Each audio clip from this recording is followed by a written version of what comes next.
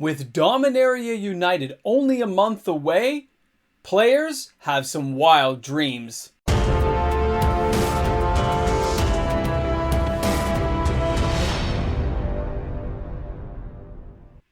The closer we get to Dominaria United's spoiler season, the more players are starting to wonder what goodies Wizards of the Coast has in store for the players.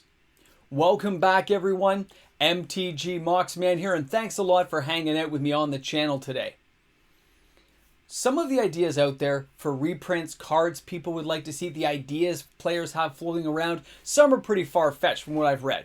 Others actually seem to be fairly in line with what I'd be thinking for a set like this. It is a standard set, but there's a lot of available wiggle room for Wizards of the Coast to put in some pretty amazing cards. Now for reprints, I know a lot of players right now are just hoping that we get Mox Amber back into the game.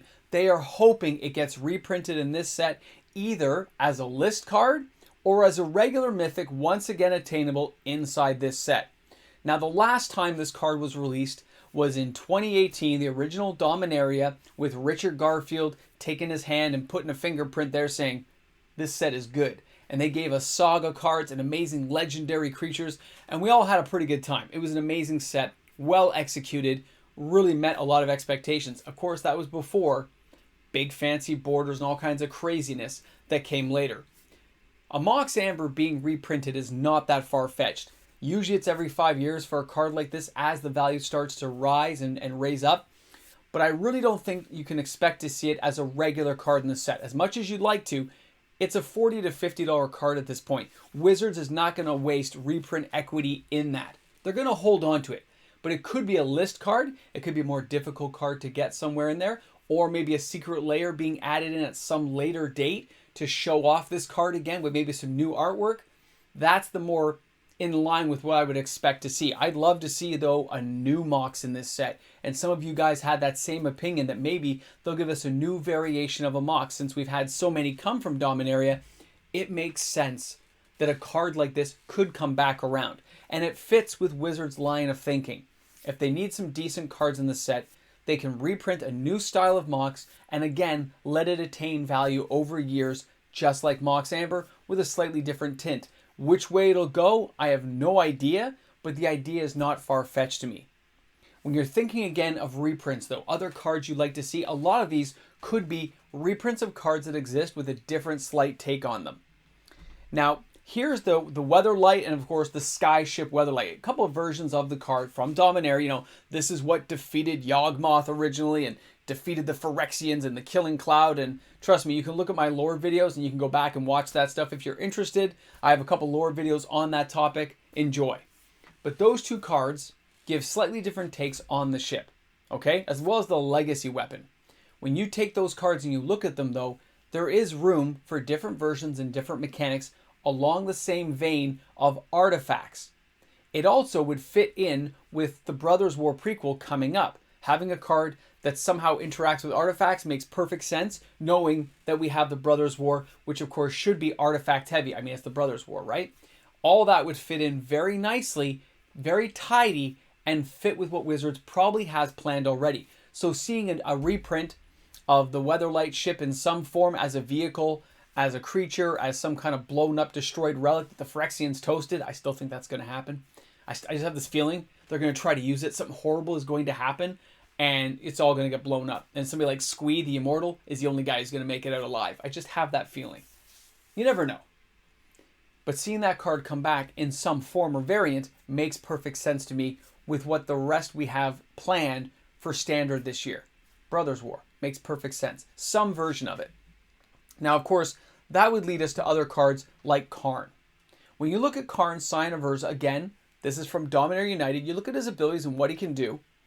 Then we go back and we take a look at something like Karn Liberated, the first big, huge version, right? Karn Silver Golem, and then Karn the Great Creator. We have a few versions of him. But that doesn't mean there won't be more. And because we know he's going to be a central character of this, you can expect to see him there. Remember the poster background I just showed you? You can see a Johnny completed in the background. You see all the characters kind of arrayed against him. Some kind of multi-arc story. I get it. Makes sense, which means we're going to get either another Karn creature, Karn Planeswalker, some variant of both, time-traveling Karn, regular Karn.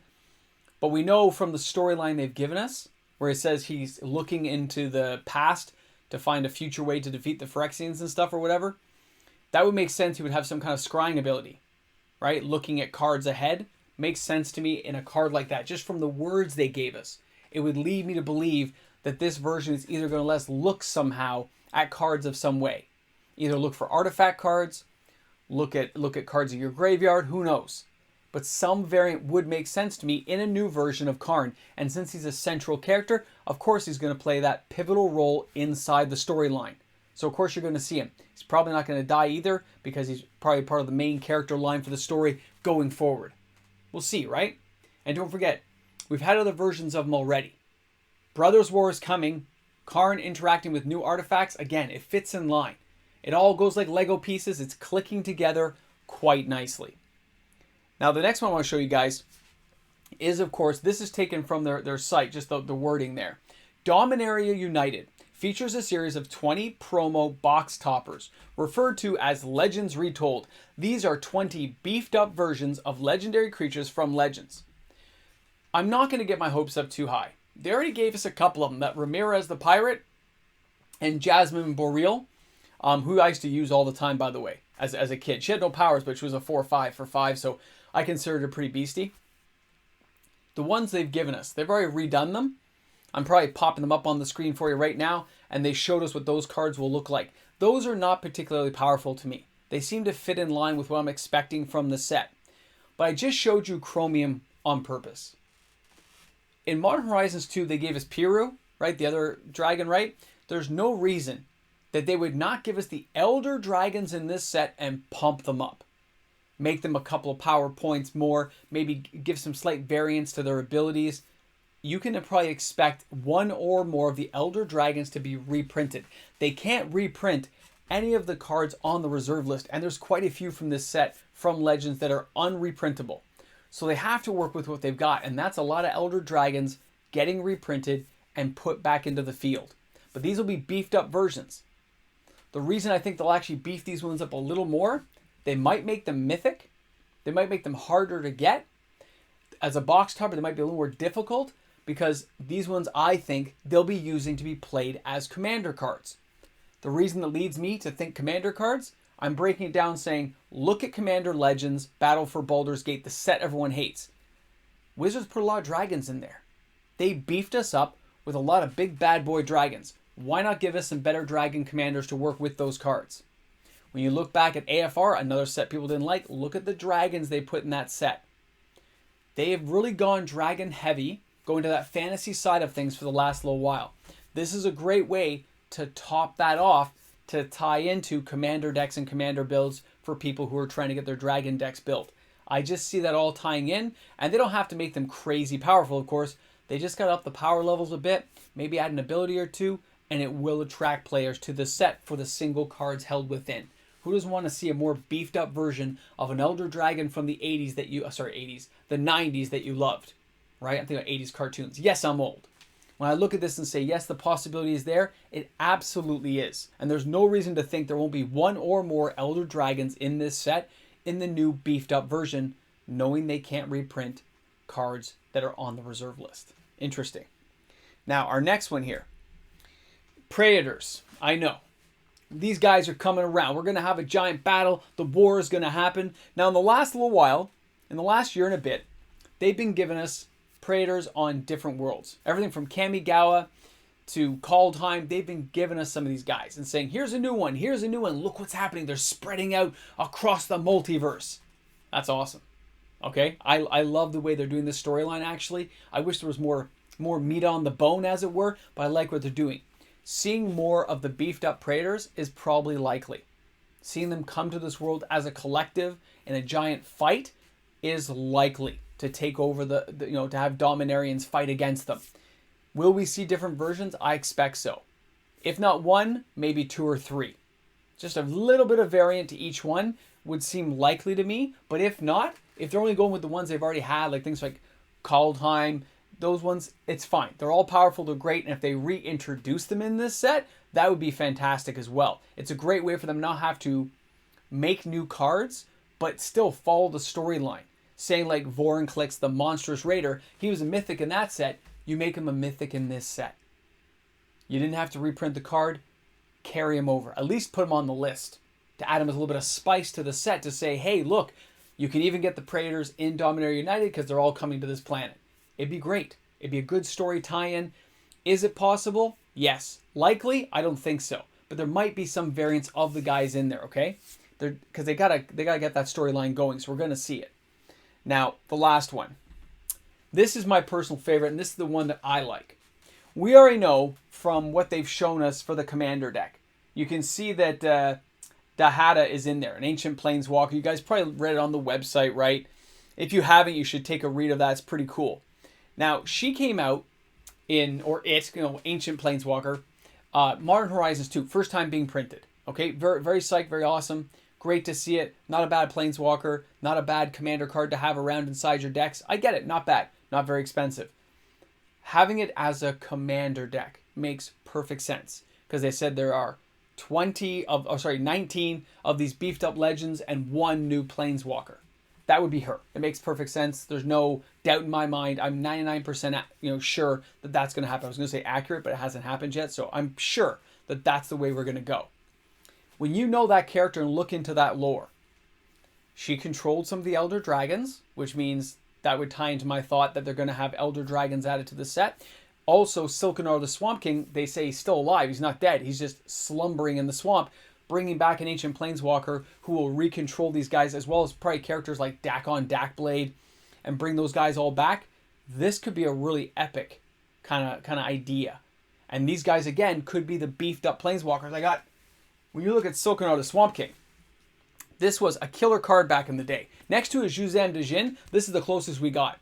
I mean, it was a 5/5 for 1 blue, 1 black, 1 red, and a couple of generic, right?